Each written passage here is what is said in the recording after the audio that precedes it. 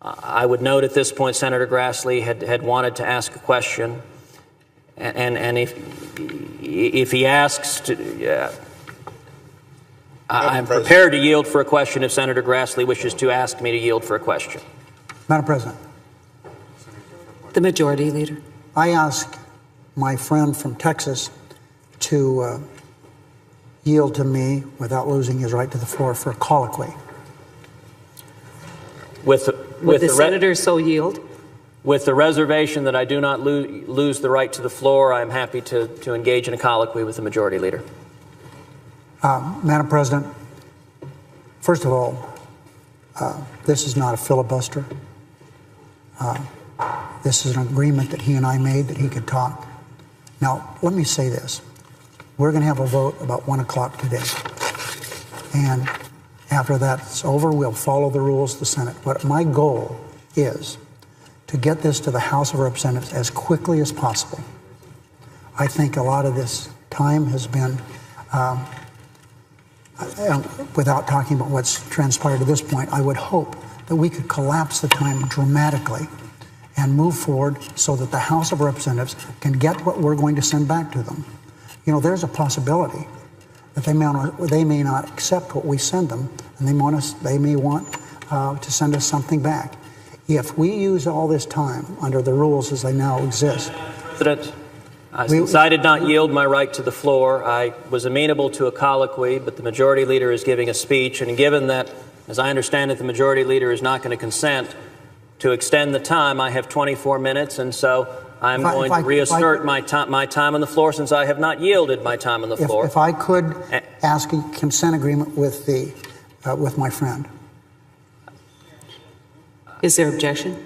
There is objection. I'm sorry, I cannot be asked to consent to an unnamed consent agreement. And given that the Majority Leader, as I understand it, is not going to consent to extend my time, then let me say quite simply to the Majority Leader that I will yield time to you for a question when the Majority Leader is prepared to yield to the American people. But I'm not going to yield prior to that because Senator Grassley and Senator Sessions and Senator Inhofe are waiting to speak, and I believe they are endeavoring to listen to the American people. And if the Majority Leader is going to cut off and muzzle us in another 24 minutes, then at this point I don't feel it is appropriate to allow the Majority Leader to consume that time. And so I will note to any of the senators who are here, if anyone would care to, I know a number of you are waiting to ask questions, that I'm prepared to yield for a question to any of you. I have a question I'd like to ask my friend from Texas. Senator from Texas, without yield for a losing question. The floor. Without losing. I will yield for a question without yielding the floor. From between 12 and 1 o'clock, would my friend yield to Senator McCain for 15 minutes of that time? That question is asked, but it will not prove necessary, absent the consent that I promulgated, and I'm assuming that would not be acceptable to the majority, because my time will end at noon. So there's nothing left to yield, because as I understand it on the Senate rules, when the new legislative day begins and the prayer begins, my time yields. So with that... No, Madam President, he has the right to talk from 12 to 1 o'clock. I'm asking, consent is, would he allow during that period of time Senator McCain to speak for 15 minutes?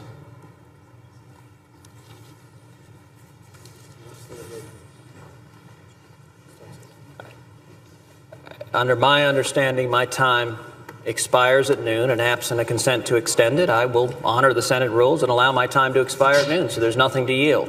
And I will note Senator Sessions is standing if he cares to.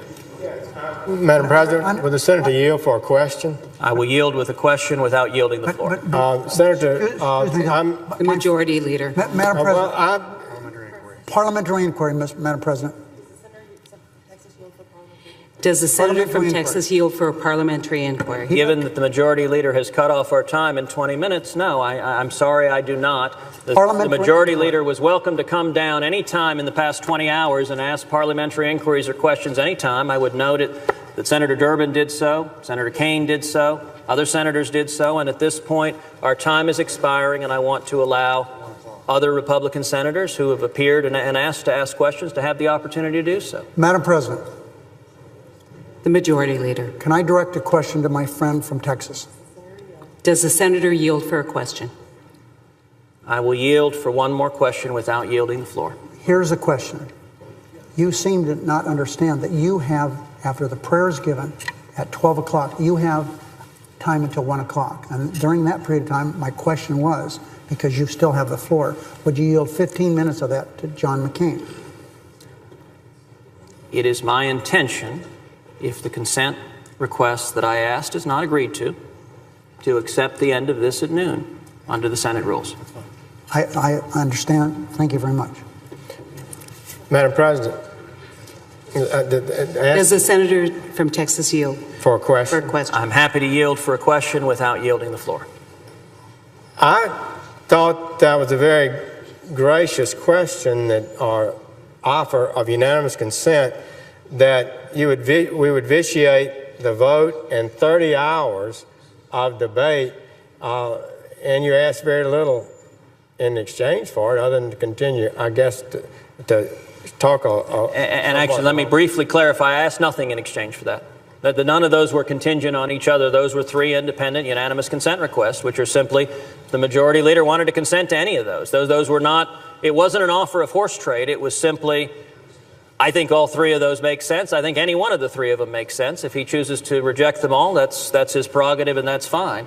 I was just suggesting we not waste this body's time by doing so. Well, to follow up on that, then it seems to me that what you were saying would be an offer that would most everyone here would be pleased to receive and accept, unless they have some surreptitious motive. In addition, I think your request to be allowed to continue to speak is reasonable. I think you've earned the right to ask that. You've now spoken, and the American people are watching. Fourth longest time, I believe, any filibuster or just floor time has been held by a senator. I think that's a perfectly reasonable request to allow you to continue to express the concerns that you've expressed. So I'm somewhat taken aback that it wasn't agreed to, and but to just again to make clear, it would seem to me little, if any, reason that they would object to that. Majority would object to that. Well, I thank my friend from Alabama, and I would note that unfortunately, I'm not surprised that none of those consent were taken. I note the first two consents, one would think would be quite amenable, and yet, look, throughout this debate, the problem has been the majority does not want to listen to the American people and doesn't want to debate in front of the American people, particularly about the merits of Obamacare. They don't want to talk about how Obamacare is failing millions of Americans. They don't want to talk about how millions of Americans are losing their jobs or not being hired. They don't want to talk about how millions of Americans are facing being pushed into part-time work. They don't want to talk about how millions of Americans are either losing their health insurance or at risk of losing their health insurance. And so this process is all about, sadly, the Democratic majority not listening to the American people. And the whole purpose of this filibuster was to do everything we could to draw this issue to the attention of the American people so the American people could be heard. And if the American people speak with sufficient volume, I continue to have confidence that this body, that the senators on both sides of the aisle will have no choice but listen.